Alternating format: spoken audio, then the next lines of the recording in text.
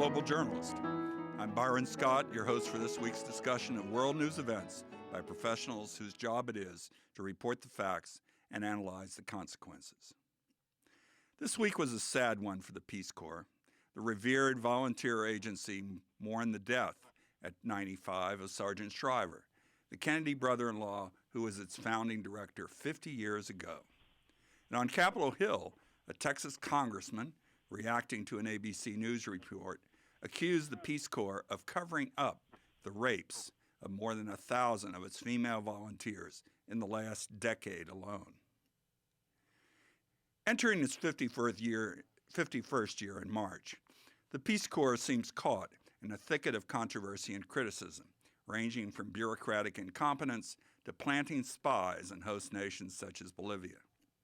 Despite all this, the more than 200,000 Americans who have served since 1961 usually regard it as an important tool of personal diplomacy and the best experience of their usually young lives. With us today to explore the hows and the hopes that is the Peace Corps today is arguably our most interesting panel in recent weeks.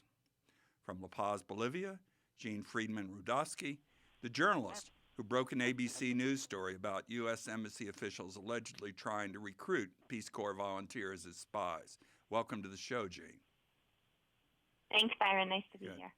And welcome back to Bridget Johnson, online editor and foreign policy writer for The Hill in Washington, D.C., speaking to us from her snowbound home. Thanks for having me. Good to talk to you, Bridget. And here in the studio, two special guests, Mike Burden, a Peace Corps recruiter locally who served as a volunteer in Mongolia, and the University of Missouri's own Chancellor, Brady Deaton, who served with the Peace Corps in Thailand from 1962 to 1964. Bridget, Brady, welcome to the show. Mike. Thank you. Great to be here. Good to be here. Bridget, I'm going to start with you and bring us up to date on this latest contretemps on the Hill. Well, bouncing off an ABC News report that the Peace Corps worked to cover up the rapes and assaults of nearly 1,000 female volunteers who have been working in Peace Corps countries across the world. A member of the Foreign Affairs Committee, Representative Ted Poe, a Republican from Texas, brought up on the floor Monday night the case and faulted the Peace Corps for bringing on the attacks and saying that, for political reasons, the Peace Corps did everything it could to cover up and ignore the, as he put it, dastardly deed, blaming the crime on the victim. And he charged that no one is listening at the Peace Corps and that those days need to end. And I think it's important, too, to consider this in the wider scope of the House Republicans' new oversight goals. I sat down with Ileana Rose-Slayton, and the Florida Republican who is now chairwoman of the House Foreign Affairs Committee, about a month ago, and she told me that going into the 112th Congress, oversight was going to be a huge part of it, and oversight in conjunction with budget cuts. So they're going to be looking at programs. And she specifically cited at that time the United Nations to USAID, that there's no sacred cows, everything would be on the table. And while the Peace Corps is definitely an organization that enjoyed a lot of Democratic support in the last Congress and push for budget increases, I think that this scandal and this reaction from the House Foreign Affairs member, Representative Poe, shows that it's definitely going to be on the table for oversight and potentially spending cuts. And yet the death of Sergeant Shriver reminded all of us of the excitement that's persisted over the last half century for young people. The average age of a Peace Corps volunteer, according to its website, is only 28. That this is really an incredible experience personally. Brady Deaton, can you recall for us a little bit of that excitement from your years in Thailand and say perhaps what its value was to you? You seem to have turned out well.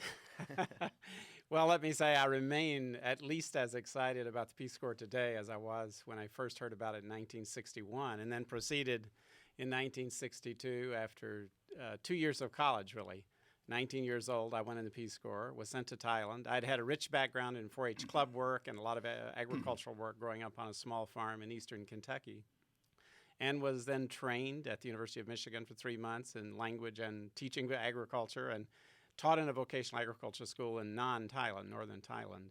And I think I was part of a generation that responded to the ideals that President Kennedy at that time laid out, and that Sergeant Shriver, an incredibly inspiring man and a great architect of change, administered, created, and led the Peace Corps in a way that has inspired us ever since. And, you know, we were all so excited about it. We were very idealistic, but we saw what we could do in a very practical sense as well. And at that time, of course, the Peace Corps, there were 3 major purposes that have always been stressed with the Peace Corps. You do a job, the best job you can, with people in another country. You're there to learn about another culture, another language, and bring that back to this country, and then to contribute once you're back in the United States. And I think Peace Corps volunteers took those purposes to heart, and it's been a great way of enabling young people, and it's not just young, there are older people as well. I have a son myself who served in the Peace Corps in Lesotho at a much later time, and so I've seen it over the generations, and admire the work and the ideals that continue to be expounded. And I must say Sergeant Shriver's passing was an incredible moment for all of us, because he brought back so much of those ideals and what the world can be, and how young people in American society can contribute to the most important interactions among human beings that take place.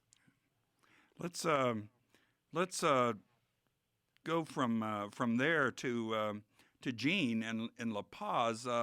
Jean, this story of yours is a couple of years old now, but there's been some interesting follow-up to that. Could you tell us, remind us a little bit of that story, and what is the situation with the Peace Corps in Bolivia right now? Yeah, so what happened was that in the year 2007, it seems that one member of the U.S. Embassy, one security official there, was asking not just Peace Corps volunteers, but also Fulbright scholars to essentially, quote-unquote, spy for the United States government. There are a couple different incidents that I was able to prove happened down here. One was in July of 2007 when a security officer came to a new group of Peace Corps volunteers and sort of in the context of his larger security briefing of, you know, what taxis to take and not to take, you know, what hours of the night it's okay to be on the street and when you should be in your house, he sort of slipped in. And by the way, if you meet any Cubans and Venezuelans here working in the country, it would be great for us to know their names, where they live, and what they're doing here. The same information was given, or the same instructions were given to at least one Fulbright scholar about 4 months later here in La Paz. The reaction of the Peace Corps to this U.S. Embassy officials' instructions was very clear. They immediately instructed their students, you do not have to do that. You are here to remain apolitical. You have no responsibilities in reporting information to the U.S. Embassy. But in some ways, the damage had been done. The instructions had been given. The Peace Corps staff sent emails to the U.S. Embassy sort of complaining. The U.S. Embassy's response was that we're very, very sorry. It was a mistake. It will never happen again. Yet it did months later with this one Fulbright scholar. The story that I broke with ABC News was in February of 2008.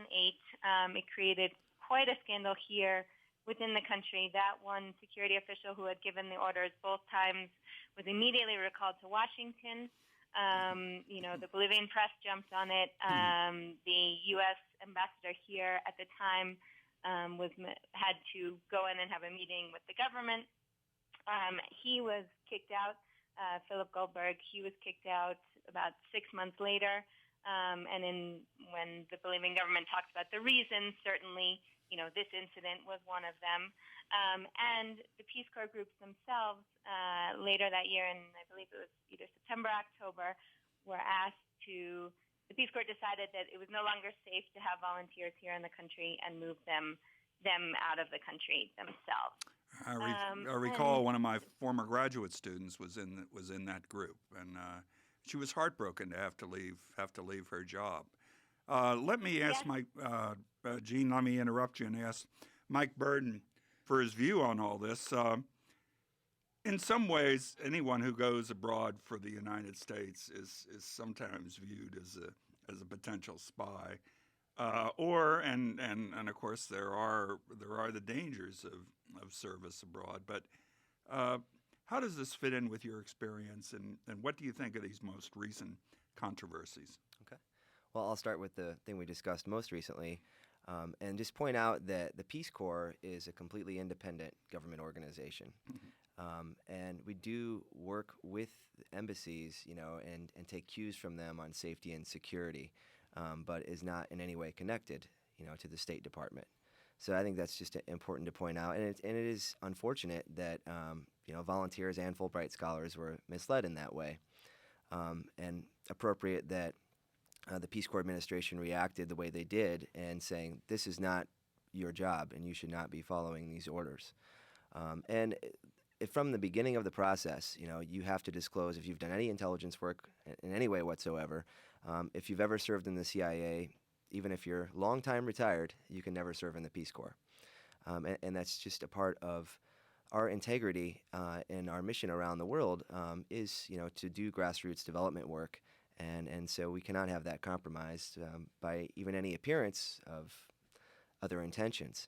Unfortunately, in the past, there have been governments that have perceived that, Americans are there to be spies, or that all Americans are spies. And in cases like that, we have had to suspend programs. But right. The Peace Corps has been in more than 130 countries over the years, and right now it's in, I believe the number is 77. 77 or 78, I believe. Yeah. Okay.